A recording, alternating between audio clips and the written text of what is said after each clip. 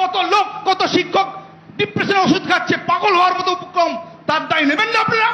তাদেরকে আবার দ্বিতীয়বার পরীক্ষায় বসিয়েছেন 40 বছর, 45 বছর, 50 বছরের শিক্ষক শিক্ষিকাদেরকে। লজ্জা করে না আপনাদের? তারা যদি পাস না করে তাদেরকে আবার তাদের ছেলে মেয়েদের, তাদের ফ্যামিলির দায়িত্ব কে নেবে? আমার চাকরি কেড়ে নিয়েছেন, আমাকে লাঠি মেরেছেন, আমার পিঠ ঘষে পুলিশের পুলিশ, আপনি পুলিশ আছেন, অপদার্থ একটা নোংরা পুলিশ দলদাস, আমাকে খোঁজ নিয়ে গেছেন, আমাদের নামে কেস দিয়েছেন, মিথ্যে ফলস কেস দিয়েছেন আমাদেরকে। আমি জানি না, আমার মেয়ে প্রশ্ন করেছে, বাবা তুমি স্কুলে যাবে না? আমি উত্তর দিতে পারিনি। আমি স্কুলে যাবো কি যাবো না, আমার স্টেটটা কি আমি জানি না, যে আমার চাকরি আছে কি নেই। এই যন্ত্রণা আপনারা বুঝবেন না। আপনারা ঘেঁটে দিয়েছেন, এমন অবস্থা ঠিক করে রেখে গেছেন, নতুন যে সরকার এসছে তার কাছে যে আমরা কোনো সুরাহা চাইবো সেই প্রস্তাব আমরা বুঝতে পারছি না, যে আপনাদের কাছে আমরা কি চাই। অযোগ্যদের বাঁচানোর জন্য যোগ্যদের বলি দিয়েছেন আপনারা। আপনাদের মুখ্যমন্ত্রী নেতাজি ইন্দোরে বলেছে এবিসিডি প্ল্যান, কোথায় গেল সেই এবিসিডি প্ল্যান? আপনারা কোনো কথা বলবেন না, আপনারা কোনো কথা বলবেন না। আমি অল্প বয়সে আমার বাবাকে হারিয়েছি, আমার মতো হাজার হাজার ছেলেরা সংগ্রাম করে, লড়াই করে গ্রাম বাংলার বিভিন্ন প্রান্ত থেকে উঠে এসছে, শুধু শিক্ষকের মতো পেশাকে বেছে নিয়ে অন্যান্য পিএইচডি করেছে, কেমিস্ট্রিতে, ফিজিক্সে, ম্যাথমেটিক্সে। তারা অন্যায় করেছে, এই পেশাটাকে বেছে নিয়ে বড় বড় ডায়লগ দিচ্ছেন মঞ্চে কোথায়। আপনাদের কোনো অসুবিধা হয় না। আমার পরিবারের দায়িত্ব কে নেবে? আমাদের এই 19,000 যোগ্যদের দায়িত্ব কে নেবে? বলবো আমি, আমাকে বলতে দিতে হবে। আপনারা বলছেন কিছু করেননি। আপনাদের দুষ্কর্মের জন্য প্রশান্ত স্যার, সুবল স্যার, তারা পৃথিবীতে নেই। কেন? মারা গেছে।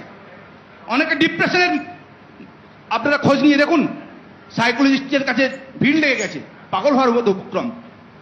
ওনাদের কাছে দাবি তো আমরা জানাবোই, কিন্তু আপনারা কেন আমাদের সঙ্গে এরকম করলেন তার যে কৈফিয়ত আমরা চাইবো না আপনাদের কাছে। কেন আমাকে লাঠি মেরেছিলেন? কেন পুলিশ দিয়ে আমাদের সহকর্মীদের চোখ নষ্ট করে দেওয়ার প্রচেষ্টা করেছিলেন বিকাশ ভবনের বাইরে? প্রশ্ন করবো না আপনাদেরকে? তার পাপের শাস্তি আপনারা পেয়েছেন।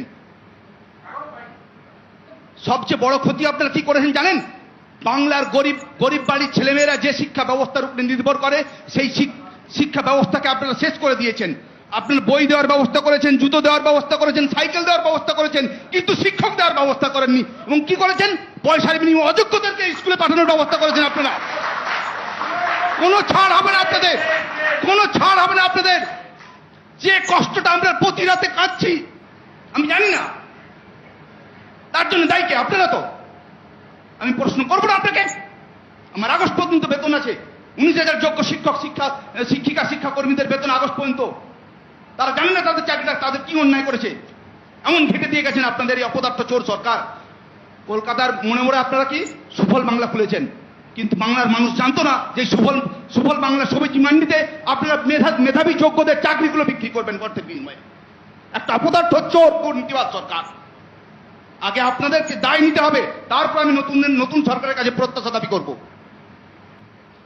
নতুন সরকারের কাছে আমাদের আবেদন, যোগ্যদের সঙ্গে যে অন্যায়টা হয়েছে তাদের ওএমআর অনেক টালবাহানার পরে আপনারা বের করেছেন। 2 বছর কোর্টের নির্দেশ ছিল 2 বছর আগেই যে ওএমআর গুলো পাবলিশ করুন। সেই ওএমআর আপনারা 9 তারিখ পাবলিশ করেছেন, মে মাসে শপথ গ্রহণের দিনই রাত্রে পাবলিশ করেছেন, সাধুবাদ জানাই।